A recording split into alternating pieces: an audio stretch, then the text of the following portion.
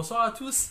Bonsoir Vincent. Bonsoir. Merci beaucoup. Ouais, je te cale ton petit. Alors là, du coup, vous participez en fait aux coulisses. Bienvenue pour un nouveau Neurolive. Et comme quoi, alors du coup, en fait, tout à l'heure, on avait fait un Neurolive avec Marie. Et là, ce soir, on a la chance d'avoir Vincent. Vincent, que c'est la première fois donc tu fais un Neurolive. Et ouais, c'est la première Et fois. ouais, les gens ne te connaissent pas. C'est le truc, du coup. tu sais, le film avec la marmotte là. C'est Un ça. jour sans fin, où tu refais. Ouais, exactement la même chose. Voilà. Vu le film. Si on n'a pas vu le film, du coup, ça tombe à l'eau. Mais du coup, on les invite aussi à voir Alors, le film. Bienvenue pour un nouveau Neurolive. Ce soir, la thématique, les mots de la psychologie. Alors du coup, ça c'était une idée en fait finalement qui a vu un peu le jour. On a discuté avec le staff, hein, on s'est dit voilà, il 150 faudrait membres de staff. 150 membres de staff, caméraman, les gens de maquillage, la lumière, tout le monde en fait, on s'est dit il faut qu'absolument en fait on fasse plusieurs Neurolive sur sur les mots de la psychologie. Pourquoi? Parce que finalement, alors nous en tant que praticiens, on est amené à, forcément c'est des mots en fait qu'on utilise hein, tous les jours, et on est aussi amené en fait donc à recevoir les patients qui également en fait vont employer les mots et qu'on n'utilise pas toujours bien, même nous, tu vois. Exactement, c'est vrai, des gens en fait entre professionnels. Alors à savoir aussi que même entre professionnels parfois on n'a pas forcément la même définition en fait du mot, hein, du même mot, et du coup parfois aussi on se rend compte que finalement côté patient les mots aussi ne sont pas forcément employés à bon escient par rapport en fait à la bonne définition, par rapport au bon sens de ce que exactement en fait finalement le mot veut dire. Donc, ce qui était un peu difficile à dire. Ouais, c'était pas facile ça. C'est vrai. T'as vu, j'ai réussi à le faire. Voilà. Dysphasique. Dysphasique. Ouais. Et alors justement, donc Vincent a préparé. Montre les petites feuilles. Il y a combien de mots? 130. 130 on va mots. Les faire, on a 20 minutes pour les faire. 130 mots. On fera pas tout en une fois. On va faire en plusieurs vidéos histoire de pas courir. Exactement. Et d'ailleurs, alors du coup, si là, il y a des étudiants en psycho, en neuropsycho, ergo, ortho, psychomote qui et des professionnels. Et les professionnels qui sont pas d'accord avec ce qu'on va dire. Exactement. Parce que là, on n'a rien révisé du tout. Hein. On a fait une liste, on n'a rien révisé. On va y aller comme on peut. Et on va peut-être dire des choses qui ne sont pas très claires. Et s'il y a des professionnels qui ne sont pas d'accord ou des patients, des gens qui ne sont pas d'accord, qui marquent dans les commentaires. N'hésitez pas exactement en fait à participer, à laisser en commentaire. Peut-être que du coup il doit y avoir un problème en fait sur Facebook parce que malheureusement là, ça va faire X vidéos là qu'on fait et il n'y a pas les commentaires donc sur Facebook.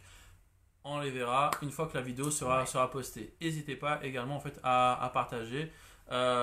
Merci aussi du coup par rapport à vos gentils messages, parce que même toi tu vois Vincent, je t'avais cité tout sur le petit sur le petit mot en fait par rapport au Neurolive en remerciant les gens. Ah oui, je t'avais remercié aussi. C'était gentil. Tiens, je te fais la bise. C'était gentil. Ça me fait plaisir. Tu vas faire un bisou à ton papa et ta maman aussi. Tout à fait. On a déjà un like. Et du coup, merci donc à vous pour tous ces chaleureux messages. Sincèrement, ça va droit au cœur. Donc j'ai pas réussi la chorégraphie. Ça arrive là comme ça. On commence, c'est parti. Donc Vincent il les a classés par ordre alphabétique. On commence avec Jaja, sachant que nous-mêmes on est un peu dyslexique. Donc Jaja. Jaja et Kachana, c'est les premiers mots. En fait, on va reprendre les mots de Nakamura. Activation comportementale. Qu'est-ce que l'activation comportementale? Toi tu passes d'un coup en fait. Ah ben ouais. Donc, non mais moi je suis partant. Hein, mais tu veux faire 25 minutes d'intro là? Ah non, c'est bon. Excusez-moi, je mets bonne ambiance. En fait, c'est tout. sur cette liste, il y a 130 mots. Il y a des trucs qui vont être... On va essayer d'être rapide parce que le but c'est pas qu'une définition se transforme en vidéo d'1 heure, parce qu'on a déjà fait des Neurolive. C'est la 54e vidéo du Neurolive aujourd'hui. Donc il y a 54 vidéos qui ont déjà été faites sur certaines thématiques. Donc on vous renverra sur ces vidéos-là. On a fait des petites croix et compagnie. L'activation comportementale, c'est dans la vidéo numéro 2 sur la dépression. Qu'est-ce que l'activation comportementale? C'est quand on demande à quelqu'un de dépressif de se lever le matin, de prendre une douche, de commencer à mettre en place des activités pour réenclencher le cerveau, puisque l'inertie, le fait de ne rien faire, ça maintient la dépression. Donc on oblige le cerveau à se réenclencher. Voilà. Activation comportementale. Ah oui, on s'est dit qu'on allait se fixer entre 10 secondes et 1 minute. Mais ouais, parce qu'il n'y a pas besoin de plus. Comme ça, c'est plus facile aussi pour les gens à retenir. L'alexithymie. L'alexithymie, c'est l'incapacité ou la très grande difficulté à ressentir les émotions à l'intérieur du corps et à les nommer. Et on a des gens comme ça, ils disent ça me met en colère, et vous la ressentez où? Je sais pas. Mais est-ce que vraiment ça les met en colère? Je sais pas, j'imagine que ça s'appelle de la colère. Et ça, ce sont des patients qui, à cause de leur difficulté à accéder aux émotions, soit ils sont hyper colériques, soit ils sont complètement inhibés, ou ils sont déconnectés de leur corps. Voilà. Mais on n'a pas besoin de plus pour expliquer les concepts. Addiction. L'addiction On peut se qui, balancer comme ça. quelle addiction, que ce soit la drogue, que ce soit l'alcool, que ce soit l'addiction aux médicaments, que ce soit l'addiction au poker, que ce soit l'addiction à l'internet, aux jeux vidéo, à tout ce que tu veux. L'addiction, c'est un comportement qu'on n'arrive pas à s'empêcher de faire. Et alors on pourrait dire dans le TOC, l'anorexie aussi, il y a ce comportement-là, mais ce qui est spécifique de l'addiction, c'est qu'on abuse d'une substance, on abuse d'un comportement, et dès que le comportement, on n'a plus le droit de le faire, subitement, on va super, super mal. Donc il y a une obligation, un abus de la chose et une dépendance à la chose. Alors du coup, vous l'aurez compris, hein, là en fait finalement on va quand même aller assez vite mais sans forcément trop se mettre la pression. Ouais, non, attends. Si vous-même entre-temps évidemment vous voulez intervenir, n'hésitez pas. Si jamais il y a des choses qui ne vous paraissent pas claires, parce que c'est vrai que finalement, donc là la façon dont tu définis les mots, donc c'est les définitions qui sont justes. Tu donnes du coup la bonne explication de chaque mot, mais peut-être que même en fait avec ça, finalement ça peut ne pas être forcément De toute clair façon, pour chacun tout de le ces monde. trucs-là, c'est 1 heure. Hein, Oui. sans prendre dans son temps. Voilà. Après l'addiction, je voulais faire un petit bémol sur le truc avec les jeux vidéo. Par exemple, dans une des classifications mondiales, ils ont mis l'addiction aux jeux vidéo et l'addiction à Internet. Puis les gens ont hurlé, ouais, voilà, dès qu'on joue à Dark Souls et à Tetris, on est addict. Non, l'addiction aux jeux vidéo, c'est l'incapacité à faire autre chose que ça. C'est-à-dire que si on éteint l'ordinateur, le gamin il hurle, il est déprimé, il veut plus voir ses amis, il veut plus aller à l'école, il est complètement dépendant de ça. Ce qui n'a rien à voir avec je m'ennuie, je joue aux jeux vidéo pour occuper mon dimanche entre 2 épisodes de Netflix, qui est un comportement volontaire. L'autre, c'est une obligation, ton cerveau t'oblige. Anorexie. L'anorexie, c'est la peur de grossir, l'impression qu'on a un gros ventre, on a besoin d'avoir le maximum de gras en moins, on a besoin de voir les côtes, on a besoin de voir les os, on ne veut pas manger certains aliments, on boit énormément de litres d'eau et le poids commence à descendre, c'est l'IMC, le poids commence à descendre extrêmement bas et on commence à être en danger de mort parce qu'on est dénutri.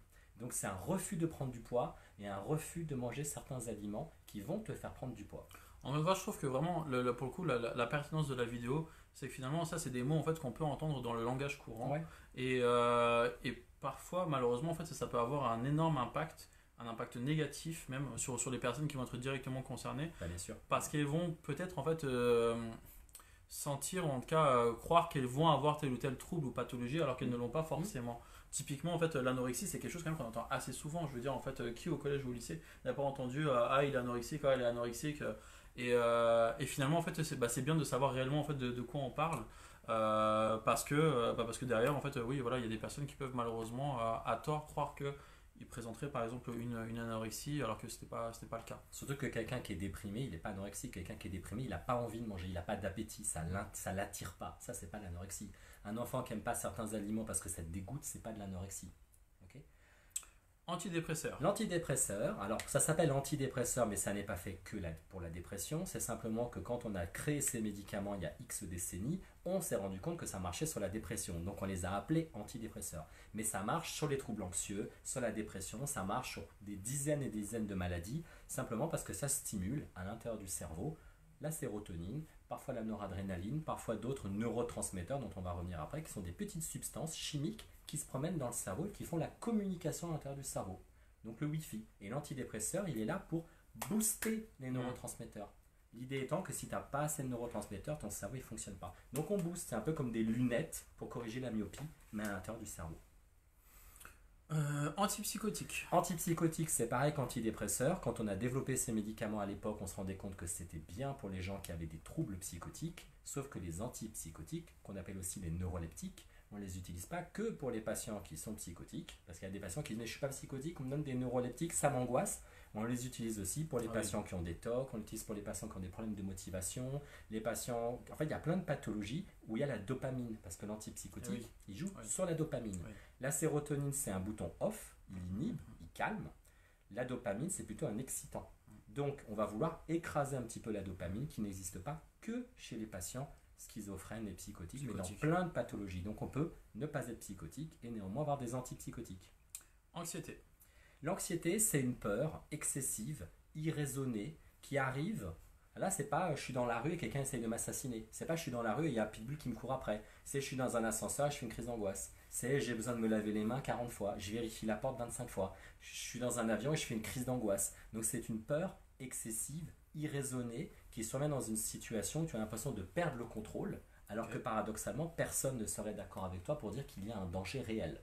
Et ça, on renvoie vers une vidéo du Neurolive sur les attaques de panique, sur les anxiétés sociales, sur les TOC, sur toutes les Neurolives qu'on a fait sur ça.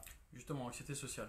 Anxiété sociale, on appelle aussi la phobie sociale, c'est une timidité excessive. C'est la très grande difficulté à être en face de quelqu'un, à discuter, parce qu'on a l'impression qu'on est rouge écarlate, qu'on transpire, qu'on bégaye, que voilà, on a tous les symptômes désagréables de l'impression qu'on est jugé, qu'on est pris pour un crétin, que notre performance n'est pas bonne. Donc une timidité excessive et handicapante. Ça, c'est l'anxiété sociale. Et c'est une vidéo aussi quand même. Alors, quelque chose, j'ai jamais entendu anxiété de séparation. J'ai entendu angoisse de séparation. Alors c'est pareil, angoisse et anxiété, c'est quasiment le même mot. L'angoisse de séparation ou l'anxiété de séparation, alors c'est majoritairement les enfants qui ont une très grande difficulté à être loin des parents. Ils ne supportent pas que les parents soient pas à côté d'eux, ils ne supportent pas de quitter la maison, ils ne supportent pas de quitter leur repère et ça provoque une très très forte angoisse. C'est majoritairement chez les enfants. Chez les enfants. Ouais, alors après, du coup, ce qui est dommage et tout, c'est qu'on parle pas des différents niveaux. Par exemple, typiquement, est-ce que le fait que, je sais pas, moi, le parent attend dans la salle d'attente, est-ce que ça déjà, par exemple, c'est une angoisse de séparation? La porte est fermée, l'enfant se Là, tu rentres pour moi dans des micro-détails qui vont être trop compliqués. Je suis désolé, Gabriel Raffi. Non, mais excuse-moi, je suis là. Mais bon, je pose des questions moi aussi. Je pense que l'anxiété de séparation, entre l'anxiété de séparation, qui est une phobie sociale, qui est une attaque de panique, qui est une problématique d'attachement, qui est peut-être une forme autistique, le problème, c'est que c'est à nouveau un neurolive d'une heure. L'anxiété de séparation. Il est tellement sérieux. Il est tellement sérieux que tu vois, quand même, en fait, moi, j'ai mon boule qui m'attend à 22h. Anxiété généralisée. L'anxiété généralisée, qui s'appelle aussi le trouble d'anxiété généralisée, c'est une vidéo qu'on fera bientôt. C'est une anxiété hyper intense sur tout ce qui est de l'ordre du quotidien. Les papiers, prendre un taxi, je vais être en retard, et si, machin. Et en fait, c'est plein de ruminations, d'angoisse sur tout ce qui est de l'ordre de ta vie quotidienne. Les TOC, c'est sur ce qui est absurde, c'est fondamentalement absurde et les patients reconnaissent que c'est absurde, mais le TAG, le trouble d'anxiété généralisée, c'est une angoisse sur tout ce qui peut t'arriver dans ta vie. Avec une volonté de tout contrôler, tout peut finir en catastrophe, tu laisses la fenêtre ouverte, il y a un orage, forcément il va y avoir des fils électriques qui vont prendre feu, voilà, donc tout est rien, c'est tout. Voilà.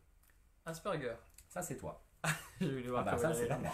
Je vais voir comment il est réagir. Je m'adresse aux 200 personnes qui sont derrière les caméras. Asperger, alors du coup en fait on dit autisme de haut niveau, donc c'est une forme du trouble du spectre autistique. La plupart du temps, alors moi j'aime bien en fait dire, du coup je vais prendre juste une minute, quelqu'un qui présente un trouble autistique c'est pas forcément Rain Man. Je dis ça parce qu'en fait la plupart du temps on vont dire quelqu'un d'autiste c'est quelqu'un comme Rain Man. Donc en gros, autisme de haut niveau, la plupart du temps, ce qui va les définir, c'est des grosses difficultés au niveau des habiletés sociales. Donc en gros, les codes de communication, que la plupart du temps, ces personnes-là ne connaissent pas. Donc en fait, il faut qu'ils apprennent. Et il y a un gros écart entre les compétences au niveau verbal et tout ce qui s'agit du raisonnement perceptif. Où là, pour le coup, ils vont être vraiment, vraiment moins bons. Donc au niveau visio-spatial et au niveau pratique, ils vont vraiment, vraiment être en dessous. Voilà pour Asperger. Apraxie et ataxie. Dis donc, c'est encore moi.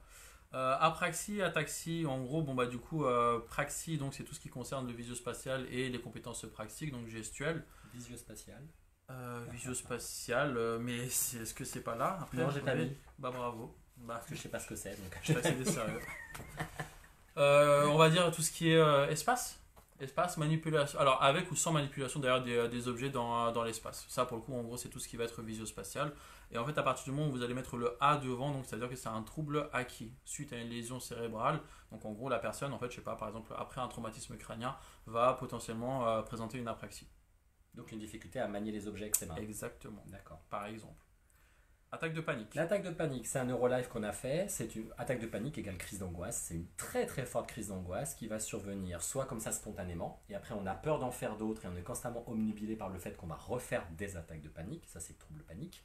Ou alors la claustrophobie dans un ascenseur, en pleine rue, au travail, parce qu'il y a des hauteurs. Et là, voilà, on arrive dans le trouble panique. Crise d'angoisse qui s'enchaîne avec la peur de la prochaine et de toutes les situations où ce serait horrible d'en faire une parce qu'on serait coincé, on ne pourrait pas s'enfuir.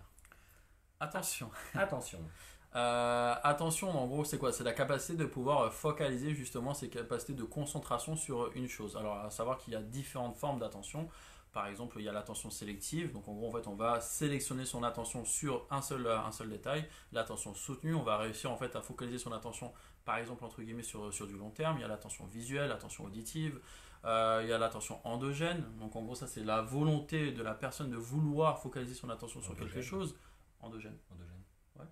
Ouais. Je ne connais pas le mot endogène. Ah, endogène. Attention endogène. Et il y a attention exogène, où là par contre c'est l'environnement qui t'oblige en fait. Donc endogène, c'est à l'intérieur de toi. Ouais. Et exogène, c'est l'extérieur. C'est l'extérieur qui t'oblige en fait à te concentrer. Exemple, je sais pas, en classe par exemple, l'attention endogène c'est bon bah je vais me concentrer sur ce que je suis en train de faire, sur le travail que je suis en train de faire. L'attention exogène, c'est à partir du moment où tu es en train de marcher dans la rue et tu vas entendre, je sais pas, une voiture qui freine d'un coup et du coup tu vas te retourner pour voir en fait où se situe la voiture par rapport à toi. Donc c'est l'environnement qui Là, ça devient la t'oblige. perception pour le coup. C'est l'environnement qui t'oblige en fait Ah, du coup, à faire ok. attention. Mais c'est indépendamment de ta volonté. C'est l'environnement qui t'oblige. L'autisme. Voilà ce que je peux dire. Juste un truc, Pardon. petit détail tout sur l'attention. Mais là, du coup, là, je déborde en fait sur. Je sais pas si tu parlais de TDA ou pas. Trouble d'attention. Oui, bah bien Ouais. sûr. Mais c'est une super. Bah, liste, j'ai ça pour la prochaine fois. Ah, c'est une super J'ai liste. ça pour la prochaine fois. Autisme, qui est une autre vidéo. Ah oui, en pardon, live. autisme, effectivement. Bah, du coup, trouble du spectre autistique. Alors, à savoir qu'il y a différentes formes d'autisme. Toutes les personnes qui présentent un trouble autistique ne se ressemblent pas forcément. Il y a des personnes avec un trouble autistique qui présentent une efficience intellectuelle qui va être un petit peu en dessous de la norme, d'autres qui va être dans la norme, voire même parfois certaines personnes donc autisme de haut niveau qui vont présenter des compétences dans certains domaines bien définis nettement au-dessus de la norme des personnes de leur âge. Et la plupart du temps, en fait, ce qu'on va pouvoir observer de façon générale, c'est de grosses difficultés au niveau des interactions sociales, au niveau de la gestion des émotions, au niveau même de la perception en fait, des émotions chez une personne. Avec plus ou moins de troubles sensoriels. Et c'est bon, j'ai arrêté de parler. Automutilation.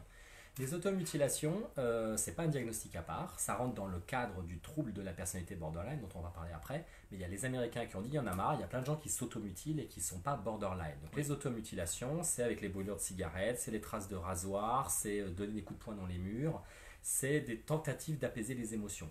Dans le cerveau des gens, souvent c'est « Ah, il est en train de faire une tentative de suicide ». Non, c'est une tentative de calmer les émotions. Donc au contraire, c'est une très bonne stratégie, aussi pathologique soit-elle, pour calmer les envies suicidaires.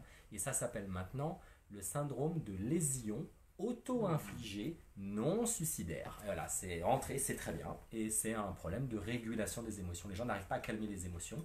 Donc on peut faire de la boulimie, on peut s'arracher les cheveux, on peut hurler, mais on peut aussi faire des automutilations. Faudrait qu'on fasse un neuro live là-dessus. Ouais, mais c'est prévu. Ah, c'est prévu. Oui, c'est ok, prévu. ouais, excuse-nous. Pardon, je t'en prie. Non, mais je t'en prie. Benzodiazépine. Ah, ça, c'est quelque chose qu'on entend quand même assez souvent. Voilà. Alors, il y avait les antidépresseurs tout à l'heure, il y avait les neuroleptiques antipsychotiques, il y a les benzodiazépines qu'on appelle les calmants, qui sont là pour tamponner l'angoisse temporairement, qui sont là pour calmer un peu les émotions, mais contrairement aux antidépresseurs et aux neuroleptiques qui régulent, c'est-à-dire que comme on met des lunettes, ça régule la vision, les benzodiazépines ont plutôt tendance à bloquer, ils mettent un petit mur à l'intérieur du cerveau. Puis quand on retire le mur, il y a tout qui dégueule. C'est pour ça que c'est bien de plutôt avoir des antidépresseurs et des neuroleptiques que des benzodiazépines.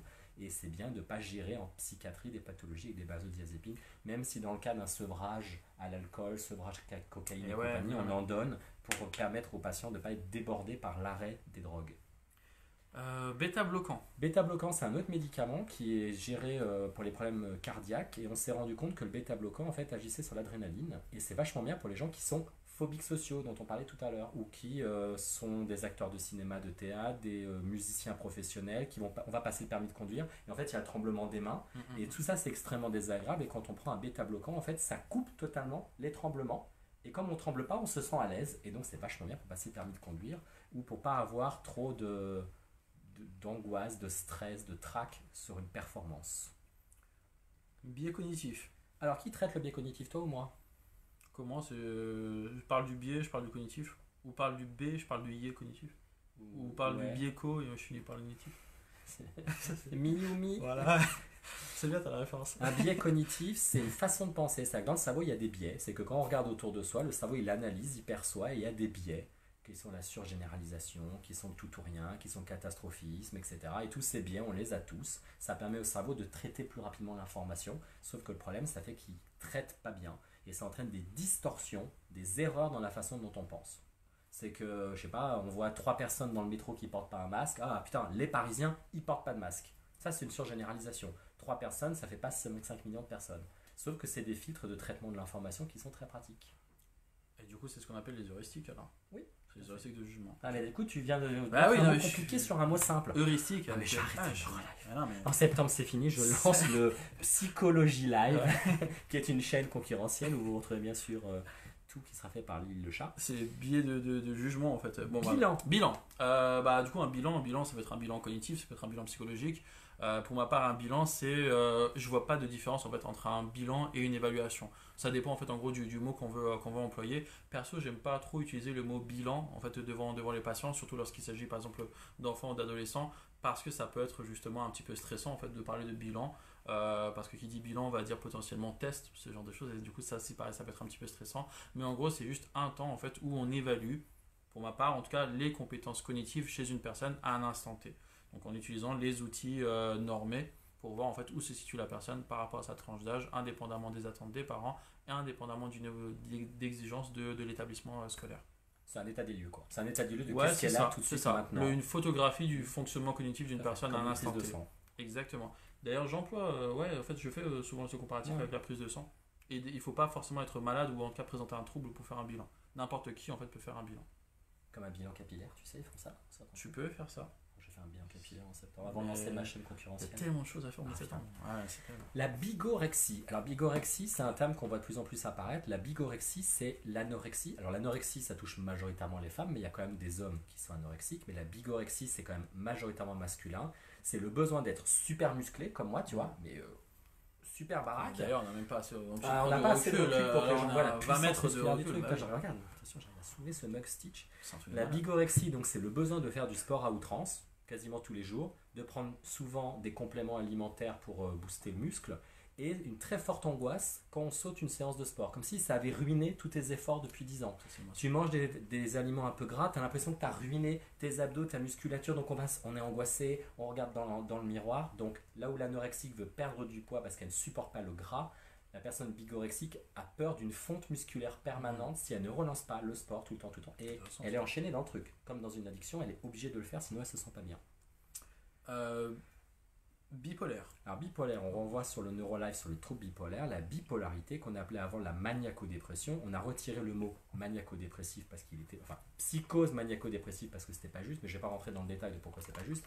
La maniaco-dépression, c'est des personnes qui font des super grosses dépressions, mais très très graves, et après des phases maniaques délirantes avec hospitalisation où elles parlent avec Dieu, elles sont mégalos, etc. Donc il y a du délire. Ou alors une phase hypomaniaque, c'est-à-dire mini-délire, qui est surtout euphorique, hyperactive, insomnie, je dépense de l'argent. Mais quand je dis mini-délire, c'est faux parce qu'il n'y a pas d'hallucination, il n'y a pas de délire. Okay, et elle a toujours dépression, manie ou hypomanie, dépression, hypomanie. Et la cyclothymie qui est plutôt comme ça, mais beaucoup plus restreinte, fait que du coup, souvent, elle passe entre les mailles du filet. Et ça, on renvoie vers la vidéo Neurolife des troubles bipolaires. Borderline. Borderline, le trouble de la personnalité borderline. Ben non, il n'y a plus de... Enfin nous, ben non, il n'y a plus de Covid. Pardon, on s'en fout. Définition du Covid. Donc j'ai été où ? Borderline, trouble de la personnalité borderline. C'est un trouble de la personnalité. Ce sont des personnes qui sont hyper instables émotionnellement, qui ont très peu de résistance émotionnelle, on a l'impression qu'elles sont chamboulées partout, qui vont avoir des crises d'agressivité, des moments dépressifs, qui ont un rapport à l'autre construit sur la dépendance affective, le chantage, la colère. Ils ont l'impression que leur identité n'est pas claire, c'est une pensée qui est extrêmement binaire. Et on fera un Neurolife sur les troubles borderline parce que c'est hyper important. Oui. Mais voilà, instabilité, agressivité, automutilation, beaucoup de tentatives de suicide, une porosité émotionnelle comme s'ils n'avaient aucune résistance, hypersensible et puis hyper impulsif surtout. Mais surtout qu'il y a un flou énorme. Bah déjà en fait, je pense que même au sein des professionnels, hein, il y a plein de professionnels. Je pense que si t'es pas un minimum en fait spécialisé en psychiatrie, tu saurais même pas faire la différence entre en fait bipolarité et par exemple personnalité borderline. Bah ça, je crois qu'on avait dit dans le truc, le borderline, c'est pas l'humeur qui pose problème, c'est qu'il est émotionnellement fragile et il a des problèmes avec les autres, il se sent perpétuellement rejeté, il a besoin d'être aimé, rejeté, compagnie. Le bipolaire, il a des dépressions et des phases maniaques. Voilà. Et c'est l'humeur qui pose problème, c'est pas le rapport avec les autres. Et pour le coup, alors du coup, en fait, on le dit vraiment presque à chaque fois. N'hésitez pas en fait à partir du moment où vous avez des questions, vous avez des interrogations, vous avez peut-être même des inquiétudes par rapport à une éventualité de particularité, que ce soit sur le plan psychologique ou comportemental ou émotif ou cognitif, à aller consulter en fait auprès d'un praticien qui va être spécialisé dans ce domaine-là. Parce que du coup, il y a besoin en fait de savoir réellement ce qu'il en est par rapport en fait à vos inquiétudes, premièrement. Et puis si vous allez voir, et c'est là en fait où c'est terrible, hein, c'est que si en fait on va voir comme ça en fait n'importe quel praticien, on n'est même pas sûr que finalement le praticien en fait puisse apporter la bonne réponse. Oui, il n'y a pas de diagnostic par internet non plus. Non, pas de. Ouais, parce qu'un diagnostic, on va y revenir, un diagnostic c'est X symptômes. Ouais, ouais. Non, non, Il faut avoir plein de symptômes pour mettre un diagnostic. Oui, ça il veut faut dire avoir un symptôme, ça fait pas un diagnostic. Soit à ce moment-là, tout le monde est bipolaire, tout le monde est anorexique, tout le monde est Asperger. C'est ça. Bouffée délirante. Bouffée délirante, c'est un ancien mot qu'on n'utilise plus du tout, qui s'appelle maintenant l'épisode psychotique ou l'épisode délirant. Bref, en fait, c'est une phase qui va durer moins d'un mois, où tu as des hallucinations, des pensées délirantes. Voilà, c'est du délire, mais sur un mois. Après, ça redescend. Si ça dure plus longtemps qu'un mois, tu rentres dans ce qu'on appelle la psychose avec la schizophrénie. Boulimie. La boulimie, il y a une vidéo qui a été faite avec une amie à toi sur les troubles de l'oralité ou je sais pas quoi, mais c'est il y a très longtemps. Donc ça a dû en parler. La boulimie, c'est le besoin frénétique de manger énormément de nourriture, mais comme ça en binge, à fond, de manière très frénétique, très impulsif, pour calmer un affect dépressif, calmer une sensation de vide existentiel, parce qu'on s'est frité avec quelqu'un, les émotions sortent pas et on va manger, mais aussi pour se punir. Et après, il y a des comportements de compensation dans la boulimie, qui est de sauter des repas, se faire vomir, etc. Et ça, alors du coup, encore une fois, évidemment, voilà, si jamais il y a des choses sur lesquelles vous voudriez d'ailleurs, parce que puisqu'on va faire plusieurs vidéos, si jamais il y a des définitions, des termes sur lesquels vous voudriez qu'on revienne, bon, on prendra le temps. Limite. Si on a le temps et tout, on reviendra. 130 vidéos disponibles maintenant. On est où? Le burn-out. On avait fait un live sur le burn-out. Le burn-out, c'est l'épuisement. Le corps n'a plus du tout d'énergie, le cerveau n'a plus d'énergie, on commence à faire une dépression d'épuisement, parce qu'on a tellement été écrasé par les charges professionnelles, familiales, la vie, quelqu'un qui est mort et compagnie, au bout d'un moment, le cerveau, il s'éteint, il n'a plus de jus, puis il disjoncte. Charge mentale. C'est pour ça que je les ai mis ensemble, c'est pas vraiment différent, sauf que la charge mentale, ça va plutôt être sur le quotidien, les papiers, les enfants, les machins, les poubelles, la litière du chat, alors que le burn-out, il est plutôt aujourd'hui considéré comme professionnel. Mais pour moi, on ne devrait pas dissocier les deux, parce qu'il y a quand même très souvent un côté perfectionniste chez les deux aussi qui en a. Comment moi je vois ça, en tout cas la charge mentale, pour moi c'est vraiment en fait une capacité, c'est un vase que tu as, et dans ce vase en fait ça peut te permettre de pouvoir justement te concentrer sur tes enfants si tu en as, te concentrer sur ton travail, te concentrer sur ton mari, sur ta femme, te concentrer sur tout plein de choses. Et du coup mais ça a une limite, chacun d'entre nous en fait on va avoir une limite de charge mentale. Et du coup, lorsque ça déborde, à ce moment-là, en fait, potentiellement, ça peut déboucher sur un burn-out. CIM. La CIM, CIM, Classification internationale des maladies mentales. Il y a 3 classifications au monde, qu'on utilise. La CIM, qui est faite par l'Organisation mondiale de la santé, qui est à Genève, je crois. Le DSM, qui est fait par les Américains, qui en est à la 5e version. Je crois qu'on est à la 11, CIM 11 maintenant. Et j'ai découvert qu'il y avait la classification chinoise aussi, qui date de 1970. Je ne sais même pas que ça existait. Ils ont leur truc à eux. Et donc en fait, on devrait utiliser majoritairement la CIM parce que c'est l'Organisation mondiale de la santé, mais comme la CIM, moi je me passe à la FNAC, puis je trouve qu'elle est compliquée. En gros, tout le monde utilise le DSM parce qu'à la fac on utilise DSM et dans tous les bouquins qu'on achète, on parle du DSM. C'est rare qu'on cite la CIM.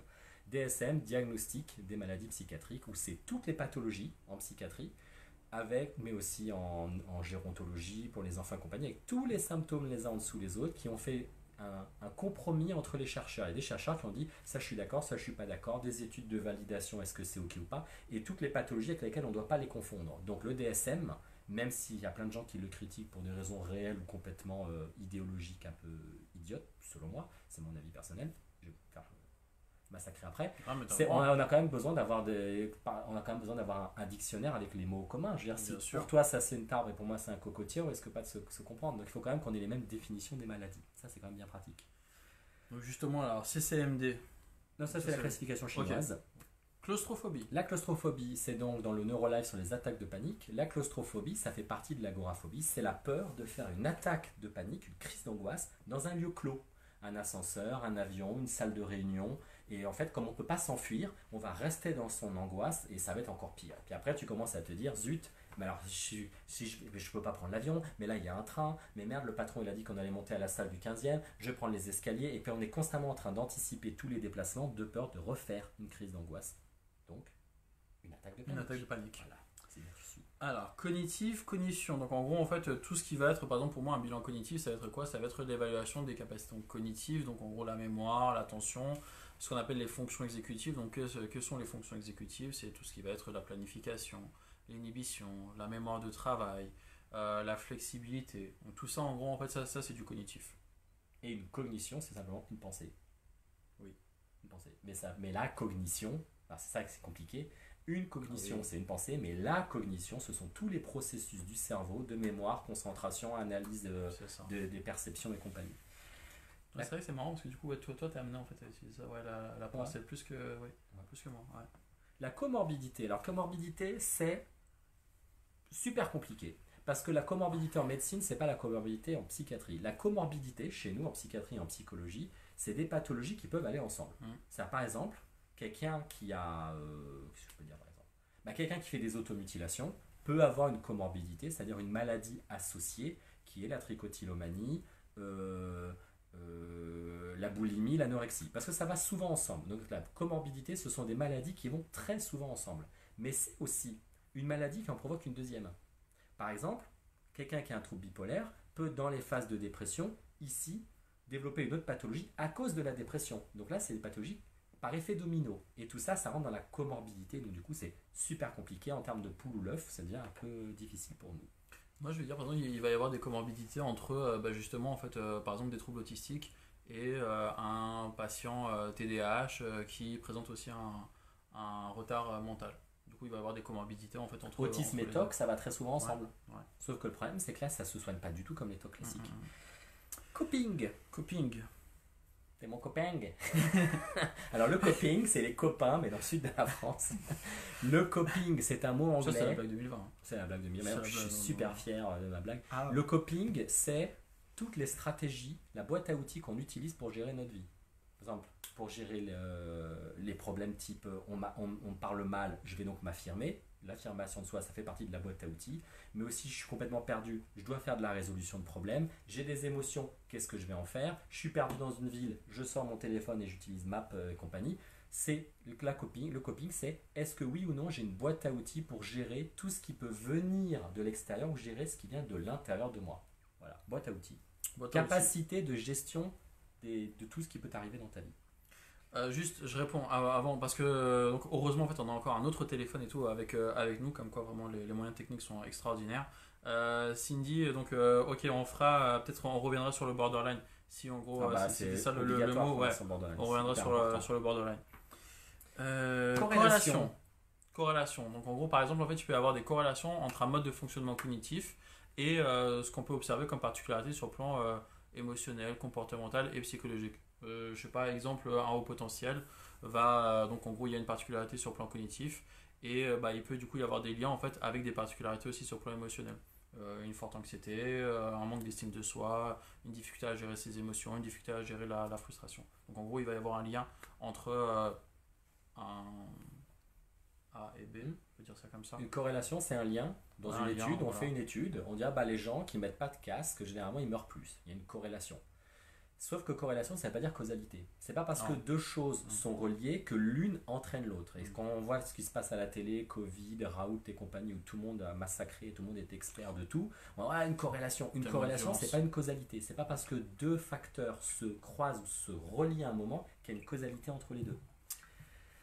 Cyclothymie. La cyclothymie, c'est donc sur le Neurolive des troubles bipolaires. La cyclothymie, ça fait partie des troubles bipolaires, sauf qu'au lieu d'avoir on peut avoir des grosses dépressions quand on est cyclothymique, mais au lieu d'avoir des méga dépressions, on va avoir 3-4 jours de dépression, une semaine de dépression, et des petites phases d'euphorie qui vont durer quelques heures ou quelques jours. Là où le bipolaire classique va avoir des grandes dépressions de plusieurs semaines ou plusieurs mois, et des phases maniaques délirantes, où il risque de finir à l'hôpital, ou hypomaniaques de plusieurs semaines. Donc cyclothymique, c'est la version rétrécie, mais tout aussi handicapante.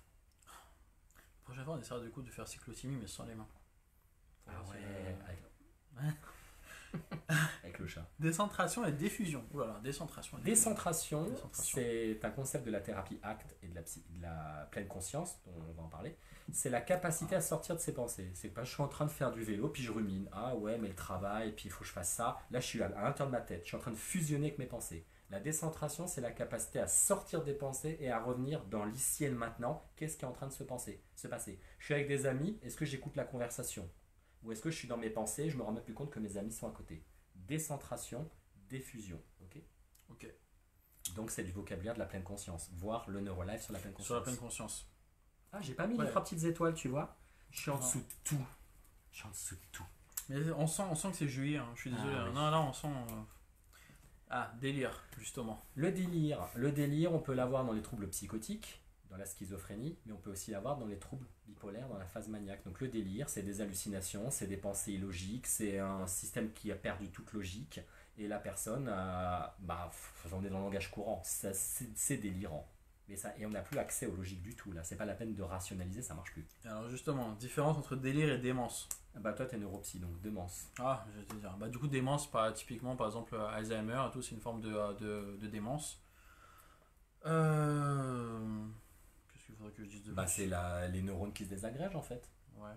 C'est, Mais du coup, par exemple, aussi, il y avait une différence entre délire et démence. Bah, délire, c'est les neurotransmetteurs, c'est les substances dans le cerveau qui font plus la communication entre les neurones. Les neurones, ils fonctionnent bien, mais les neurotransmetteurs qui font la communication ne marchent pas. Donc on met des médicaments pour rétablir la communication et la personne n'a plus de délire, elle refonctionne normalement. Alors que la démence, si je ne me trompe pas, c'est une détérioration des neurones, C'est une dégénérescence. comme Alzheimer, etc., Parkinson, où il y a tout qui se détruit. Et là, les médicaments ne peuvent pas empêcher la dégénérescence des neurones. Donc c'est une pathologie évolutive et qui va forcément entraîner au bout d'un moment que ça ne va plus du tout fonctionner. Alors la dépersonnalisation et la déréalisation. Alors la déréalisation, j'ai l'impression que autour de moi les choses ne sont plus réelles. Exemple, j'ai l'impression de vivre à l'intérieur du Truman Show. Dépersonnalisation, j'ai l'impression d'avoir un détachement par rapport à mon propre corps ou d'être à côté de mon corps.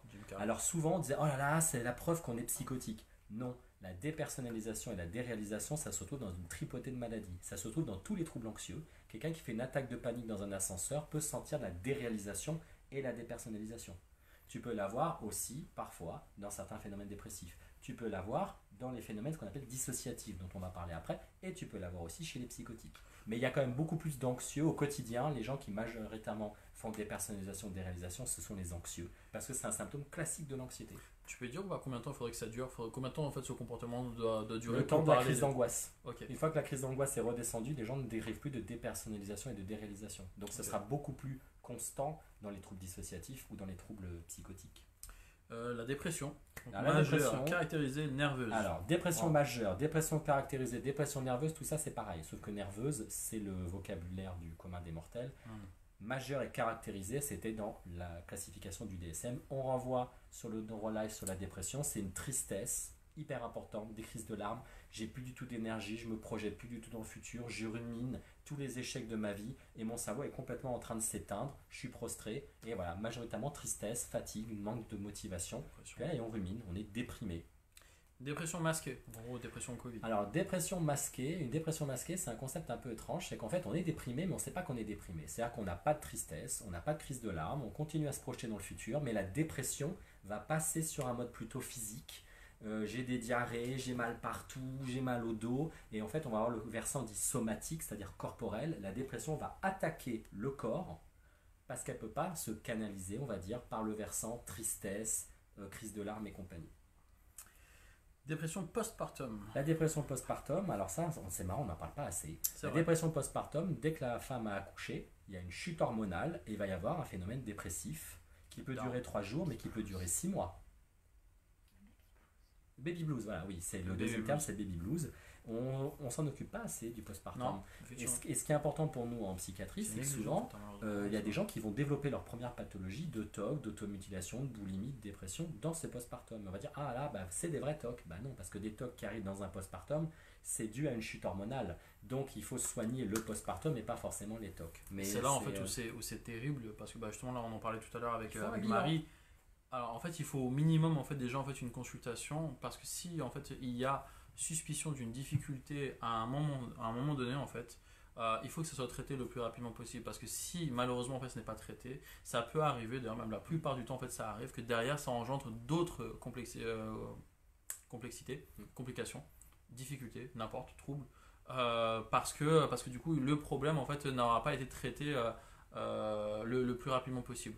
Typiquement en fait il y a je sais pas, à un moment donné en fait voilà ça ne va pas, et bah derrière en fait si ce n'est pas traité, bah peut-être que du coup je sais pas moi d'ici X mois, X années en fait ça va engendrer d'autres difficultés sur le plan alimentaire, au niveau affectif, au niveau des interactions sociales, bref tout plein d'autres difficultés, et ça sera en fait à cause de une problématique qui n'aura pas été traitée rapidement. Et le problème du postpartum souvent c'est que c'est extrêmement culpabilisant pour les mamans, parce qu'elles sont déprimées, elles n'ont aucun attachement pour l'enfant, elles regardent l'enfant en se disant mais j'en veux pas, il m'intéresse pas, elles le promènent en se disant qu'est-ce que je fous là, Et cette incapacité à s'attacher à l'enfant, il est dû à la chute hormonale. Il est pas à la dépression postpartum. C'est pas sa faute, un en fait. problème parce que quand la dépression se passe et qu'on revient à zéro, là l'attachement se réenclenche. C'est biologique. C'est biologique, voilà. C'est hormonal. C'est hormonal. Dépression saisonnière. La dépression saisonnière, elle existe bien dans les classifications. C'est quelqu'un qui va commencer à partir de octobre-décembre à avoir un fond dépressif. Donc soit une grosse dépression, soit un arrière-fond dépressif, ou alors une montée de troubles anxieux, d'attaques de panique, de tout ce que tu veux. Il y a plein de symptômes qui vont arriver et c'est visiblement spécifique de la diminution de la lumière. Et ça va être en octobre et février, majoritairement. Après, il y a des gens qui vont avoir aussi des dépressions à d'autres moments de l'année, mais généralement, c'est avec la réduction de la lumière. On avait parlé de ça. La déprime. La déprime, c'est le mot que le commun des mortels utilise pour dire dépression. Mais une déprime, c'est « je suis un peu déprimé ». On est vraiment sur entre 0 et méga dépression, on est là la déprime. Mais nous, on n'utilise pas le terme déprime. Ah ouais, c'est ça. Dermatillomanie. Et trichotillomanie. La dermatillomanie, c'est le besoin de constamment tripatouiller les points noirs, les aspérités, les cils, les machins. Et en fait, la main est constamment en train de tripatouiller et de gratter. Puis après, on va se mettre dans le miroir, puis on va regarder, puis on va retirer tous les machins. Puis après, les gens, ils se font des plaies partout, des croûtes partout. Et ils ne peuvent plus sortir parce qu'ils sont rouges écarlates. Et ils n'arrivent pas à s'empêcher de gratter les boutons et compagnie. Se ronger les ongles, ça fait pas. Non, ça c'est plus de la nervosité. Et la trichotillomanie, c'est pareil, mais avec les sourcils, les poils, les cheveux, où en fait on va s'arracher les cheveux parce que le cerveau passe en mode automatique. Et il y a des gens qui ont des trous complets, voire des perruques. Et donc on est sur des pathologies très impulsives où la personne se rend. Alors dans la dermatillomanie, les gens, devant la télé, les gens ne se rendent pas compte qu'ils sont en train de le faire. Mais dans la dermatillomanie, ils vont devant le miroir pour le faire. Trichotillomanie, tu es en train de réfléchir, tu es en train de faire un truc et la main arrache les cheveux comme ça. Il faudrait aussi qu'on fasse un neurologue. Ah oui, clairement, il faut qu'on le fasse. Sur ça. Désensibilisation. La désensibilisation, alors dans une thérapie dite comportementale, la désensibilisation, par exemple pour quelqu'un qui a l'attaque de panique dans le bus, dans l'ascenseur, la désensibilisation, c'est se confronter progressivement, ça c'est l'exposition, avec des sensibilisations, progressivement en attaquant des choses du plus simple, modéré au plus dur. On va désensibiliser le symptôme, c'est-à-dire qu'on va l'attaquer par étapes successives pour faire complètement s'effondrer le symptôme. Donc ça va avec l'exposition, la confrontation. Et on rajoute souvent des techniques de respiration pour bien calmer l'anxiété. Le deuil et le travail de deuil en fait. Alors le deuil et le travail de deuil. Le deuil est une réaction normale. Quand quelqu'un décède ou qu'on perd son travail ou qu'il y a une rupture amoureuse, on passe en deuil. Le cerveau, il est triste. Ça c'est une réaction normale du cerveau. Mais on peut aussi ne pas faire de deuil, on peut très bien le vivre. C'est pas une réaction anormale que de très bien vivre. La mort de quelqu'un ou simplement de se dire il a énormément souffert, je suis enfin soulagé que cette personne soit décédée. Ça fait aussi partie du fonctionnement normal. Mais pourquoi travail de deuil? Parce que c'est la capacité normale du cerveau à digérer l'événement qui vient de se passer. Il avale, il fait son travail d'estomac, il avale jusqu'à ce que la personne arrive à avoir moins de souffrance et à reprendre une vie normale. Et d'ailleurs, on fera un neurolive très prochainement sur le deuil. Mais sur le deuil et sur le deuil pathologique, c'est-à-dire quand le cerveau justement n'arrive pas à faire son travail normal de deuil. Exclusivité d'information. Exclusivité. Diagnostic. Tu veux faire un diagnostic? Qu'est-ce qu'un diagnostic? Pour moi, un diagnostic, c'est en gros le diagnostic qui va être posé en fait suite à un bilan par un médecin et du coup qui va dire en fait finalement que présente le patient, quel trouble en fait il présente, quelle pathologie le patient présente. C'est ça un diagnostic. Et un diagnostic, c'est pas une étiquette et c'est pas mettre les gens dans des catégories parce que les médecins, les psychologues, les neuropsychologues, les ostéopathes n'ont pas que ça à faire de mettre les gens dans des catégories. C'est simplement que c'est très difficile de soigner si on ne sait pas ce que vous avez. C'est quelqu'un qui tombe dans la rue, il a fait un malaise vagal, il a fait une crise d'angoisse, il a mal dormi, il a pris des drogues, il est en train de développer un cancer. Si on ne sait pas, en mettant les gens dans des catégories, on ne peut strictement pas soigner.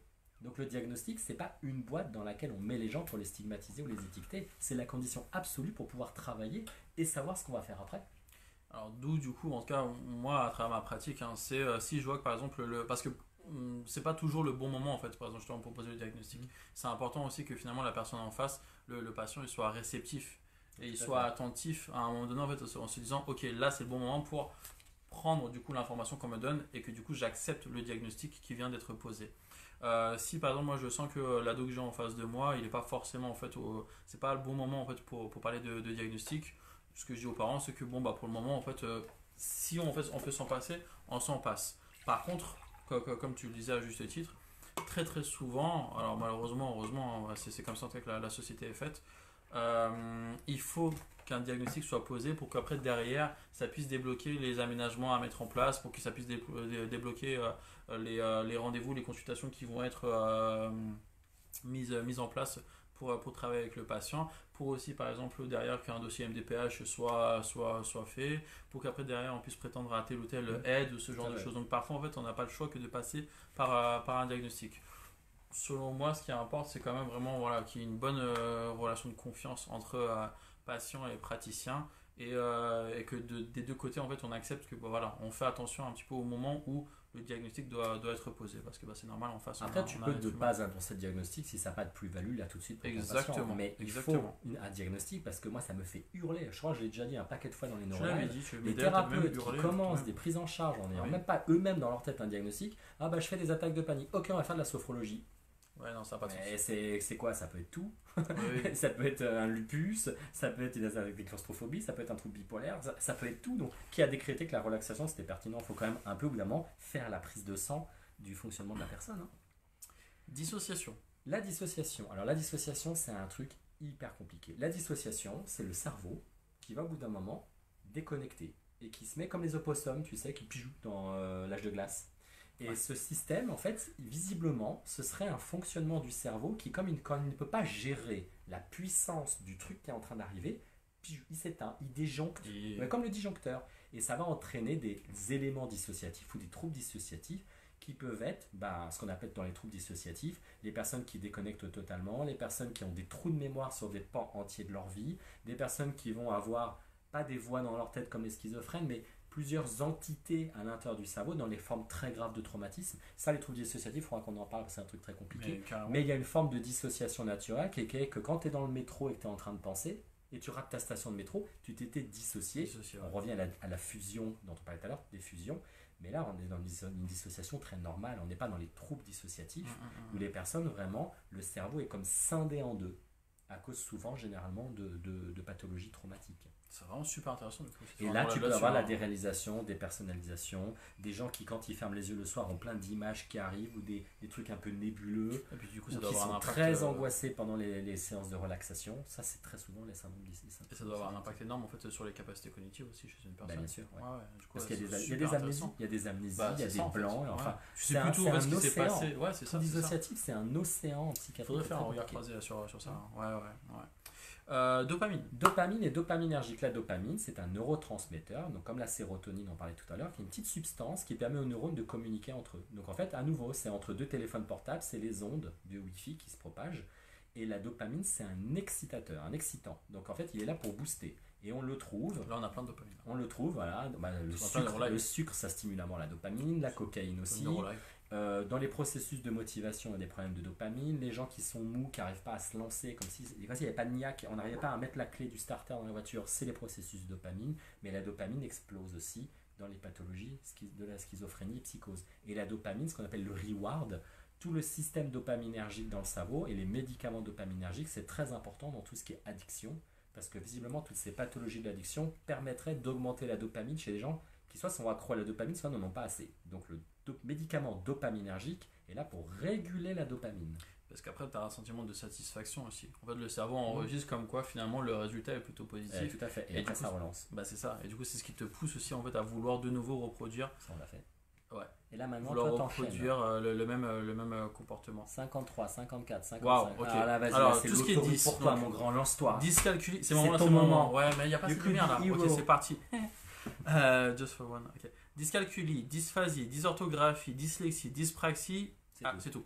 Ouais. En gros, donc les troubles des apprentissages. Donc finalement, tout ce qui commence par 10. Donc ce sont des troubles innés. Donc on est avec un trouble des apprentissages avec un 10. Donc ce n'est pas un trouble acquis. Ce n'est pas quelque chose qui va être provoqué, je sais pas, à l'âge de 5 ans, 6 ans, 10 ans, 15 ans. On est avec un trouble des apprentissages. Dyscalculie, pour la faire rapidement, donc en gros, c'est tout ce qui va concerner les troubles des apprentissages en lien avec les chiffres, les mathématiques. Vous ne savez pas poser par exemple un calcul correctement, une opération correctement, vous mélangez dans l'ordre des grandeurs, c'est pas est-ce que 10 est plus grand que 15, est-ce que 15 est plus grand que 50, ce genre de choses, ou par exemple même certains qui vont mettre des chiffres, qui vont écrire le chiffre à l'envers. Alors c'est pas parce qu'en fait il le fait une seule fois que c'est une dyscalculie, hein. C'est vraiment, vous avez beau en fait répéter que le 5 c'est dans ce sens là, j'essaie de le faire à l'envers, et que c'est pas un S par exemple, bah du coup quand même en fait l'enfant va se tromper, ou par exemple le 7 aussi, souvent. Dysphasie, donc en gros tout ce qui concerne le langage. Et à chaque fois, évidemment, en fait, il y a plusieurs sous-types de dys, d'accord? Donc il y a plusieurs sous-types de dyscalculie, il y a plusieurs sous-types de dysphasie.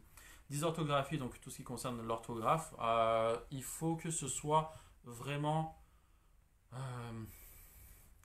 fort en termes de faute d'orthographe. Ça veut dire que s'il y a une petite faute d'orthographe, c'est pas une dysorthographie. Dysorthographie, limite, en fait, on a envie de dire, il faudrait faire un effort pour essayer d'écrire comme un patient présentant une dysorthographie. C'est-à-dire que c'est vraiment, vraiment en fait, de sacrées fautes d'orthographe. Dyslexie, donc tout ce qui concerne la lecture. Dyspraxie, on en avait parlé donc, lorsqu'on parlait d'apraxie. Donc dyspraxie, tout ce qui va concerner les troubles des apprentissages au niveau visio-spatial, au niveau gestuel, au niveau coordination, oculomoteur, ce genre de choses. Donc en gros, en fait, tout ce qui est troubles des apprentissages. Et à chaque fois, donc, il y a différents sous-types de 10. La dysmorphie corporelle, le trouble de dysmorphie corporelle qu'on a appelé avant la dysmorphophobie, qui appartient au TOC, c'est cette obsession qui a une partie du corps qui est moche, qui n'est pas droite, qui est tordue. Soit il n'y a pas de défaut du tout, soit il y a un petit défaut et la personne le voit avec un zoom énorme et donc va cacher cette chose, va ruminer cette chose, va vérifier dans le miroir et en fait toute sa vie va être handicapée par cette obsession, ce zoom énorme sur ce défaut réel ou imaginaire qui prend une taille phénoménale dans sa tête. La dysthymie. La dysthymie entre l'humeur normale, qu'on appelle l'euthymie, l'humeur normale, et la dépression. La dysthymie, c'est là, c'est comme un filigrane dépressif, un arrière-fond dépressif qui va durer minimum 2 ans. La personne, voilà, elle a cet arrière-fond dépressif qui n'est pas assez puissant pour qu'elle consulte, mais elle est entre deux eaux. Donc elle a comme une forme de lourdeur, un arrière-fond triste, mais ce n'est pas une dépression majeure ou caractérisée. C'est ce qu'on appelait avant la mélancolie, mais pas la mélancolie, je suis prostré. Le côté mélancolique, le spleen, tu vois, des poètes, cet arrière-fond comme ça. D'ailleurs, le spleen n'est plus à la mode. C'est vrai. J'ai pas compris la blague, mais. Mais si, la chanson. Bah, ça date. Ah, c'est une chanson? Ouais. Enfin, c'est la dernière, ça fait 2 ans. Ouais. J'anticipie un peu. Est-ce que du coup, on s'arrête écoute, tu sais quoi, on va aller jusqu'à. Est-ce qu'il est 54? Ouais, mais on va en faire 4-5. Et on va s'arrêter à Euthymie, je l'ai fait. On va s'arrêter à Estime de soi. On en fait encore 4. On en fait 4. Okay. Le MDR, High Movement Desensitization and Reprocessing. C'est un accent espagnol, c'est vraiment. Bien, hein. Ouais. C'est une technique de Francine Shapiro qui est décédée l'année dernière. Elle a travaillé sur les vétérans du Vietnam, le traumatisme, etc. Et en fait, c'est une technique, on fait comme ça avec les doigts et la personne suit avec ses yeux. Et le MDR est une technique spécifique du trauma. En fait, le but, c'est quoi? C'est que quand on bouge les yeux, visiblement, ça active le disque dur du cerveau qui va traiter le trauma qui est resté bloqué. Donc le trauma, il est là. C'est comme une feuille de papier qui est bloquée dans l'imprimante. Et l'imprimante, elle bug de partout et on doit ouvrir le tiroir, sortir la feuille de papier et l'imprimante reboot. Ça, c'est ma petite façon d'expliquer le MDR. Là, il y a un trauma qui est bloqué dans un neurone et on va activer le disque dur pour que le disque dur traite et éjecte le trauma et le balance dans la mémoire à long terme. Donc, le MDR est une technique génialissime pour le trauma et voilà. D'ailleurs, il y a pas mal de gens en fait, qui s'intéressent en fait, à l'EMDR. Je me permets, dyscalculie, dysphasie, dysorthographie, dyslexie, dyspraxie, ce sont déjà des vidéos Neurolife qui ont été faites. Oui. La dysthymie, c'est dans le Neurolife sur la dépression ou le trouble bipolaire, je ne sais plus. Hémétophobie. L'hémétophobie est dans le Neurolife sur les attaques de panique ou la phobie sociale, je ne sais plus. L'hémétophobie, sont les phobies. C'est la peur de vomir. Alors c'est la peur de vomir et les gens sont hyper angoissés parce qu'il y a certains aliments qui vont être un peu lourds au niveau de l'estomac. Peur extraordinaire en période de gastro, peur aussi d'être devant quelqu'un parce que si je vois quelqu'un qui vomit, ça va enclencher chez moi la peur de vomir. Et j'ai peur soit de faire une attaque de panique parce que vomir c'est horrible, ou m'étouffer avec mon vomi, ou peur d'avoir la honte parce que je vomis, mais en gros c'est une angoisse phénoménale autour de tout ce qui est de l'ordre de vomir. Ok. L'empathie.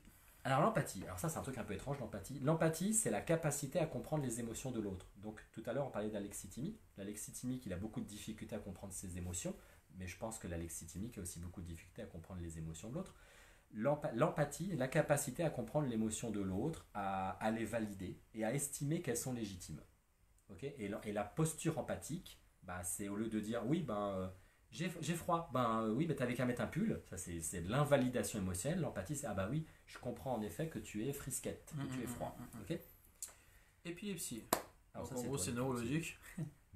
C'est une activité paroxystique à un moment donné en fait des neurones. Alors ça peut être soit isolé ou alors ça peut être du coup généralisé sur tout le cerveau. En gros, c'est à un moment donné en fait les neurones qui sont à fond, à fond, à fond, à fond. Et du coup en fait ce qui entraîne derrière, bah, soit par exemple des convulsions, du coup des difficultés en fait à pouvoir contrôler ces mouvements, parfois des difficultés du coup à pouvoir contrôler ce qu'on a à dire, des ruptures de contact, ce qu'on appelle aussi les absences, hein, où en fait du coup on déconnecte totalement. Ouais, les épilepsies partielles là. Où il y a Ouais, un petit bah en fait blanc. justement c'est ça, c'est que alors du coup tu peux avoir en fait soit en fait une certaine région du cerveau qui va être touchée en fait par l'épilepsie, ou alors en fait du coup ça peut être plusieurs régions, ou ça peut même être en fait généralisé. Ça peut amener derrière en fait à des difficultés au niveau cognitif, au niveau des troubles enfin ça peut du coup déclencher des troubles des apprentissages, parce que tout simplement en fait la personne va avoir des difficultés à pouvoir bien mémoriser correctement, à pouvoir focaliser son attention correctement. Après tu as des épilepsies qui vont être pharmacorésistants. Donc c'est à dire que même en fait avec les médicaments, bah, finalement malheureusement la personne va quand même en fait avoir des crises d'épilepsie, et d'autres qui finalement vont pouvoir réussir à être contrôlées parce que la personne va prendre des antiépileptiques. Érotophobie. Oui, pardon, je veux L'érotophobie, dire. c'est la peur panique de rougir et qu'on voit qu'on est en train de rougir. Et plus tu as peur de rougir, plus tu es cramoisi et plus la personne s'en rend compte. Donc à la fin, ça rentre dans le cadre de l'anxiété sociale, la phobie sociale. Tu vas éviter le contact avec des gens de peur de rougir pour un rien. Et parfois, même quand on te parle pas, tu vas rougir. Donc tu es dans l'anticipation que tu vas rougir. Et on Et estime termine. de soi. Alors, euthymie, on en a parlé tout à Ah l'heure, oui, c'est ouais, ouais. l'humeur normale. Quand on a une humeur normale, constante, stable, c'est l'euthymie. C'est l'humeur zéro, l'humeur normale. Et on a dit, et l'estime de soi, on avait fait un neurolive là-dessus. L'eurotophobie, c'est dans le neurolive de l'anxiété sociale. Et donc l'estime de soi, alors estime de soi, confiance en soi, amour de soi, tout ça c'est un peu des mots un peu complexes, mais en gros l'estime de soi, c'est est-ce qu'on a une bonne opinion de soi et est-ce qu'on sent qu'on est suffisamment outillé et compétent pour pouvoir faire les choses. Par exemple, quelqu'un qui n'a pas confiance en lui, je vais faire du piano, ah mais non, je vais forcément me tromper, pourquoi j'y arriverai, de toute façon je suis nul. Et il y a toutes ces. Dans l'estime de soi, il y a quand même de base une très mauvaise opinion de soi-même. Très mauvaise opinion de soi-même. Et j'avais fait, tu te rappelles, le grand truc sur l'ordinateur Oui, en oui, montrant oui. que l'estime de soi, c'est un concept et qu'il y a plein Il y de a plein de portes choses qui d'entrée. rentrent. Donc, Ouais. qu'est-ce qui provoque la mauvaise estime de soi? 1000 choses. La dépression, une éducation pas très sympa, des gens qui vont dévaloriser. Il y a plein de choses qui provoquent la mauvaise estime de soi. On termine sur ça? On en a fait On peut. 66 Ah, sur c'est 130. plutôt pas mal. Ouais, c'est pas bien. mal, on a fait la moitié quoi. Ouais, ouais. Ouais, mais C'est pas mal du tout. on va faire ça en 2-3 vidéos. Du coup, donc, alors, si entre-temps vous avez des questions, on verra du coup quand est-ce qu'on fera en fait la partie 2 hein, des mots de la psychologie.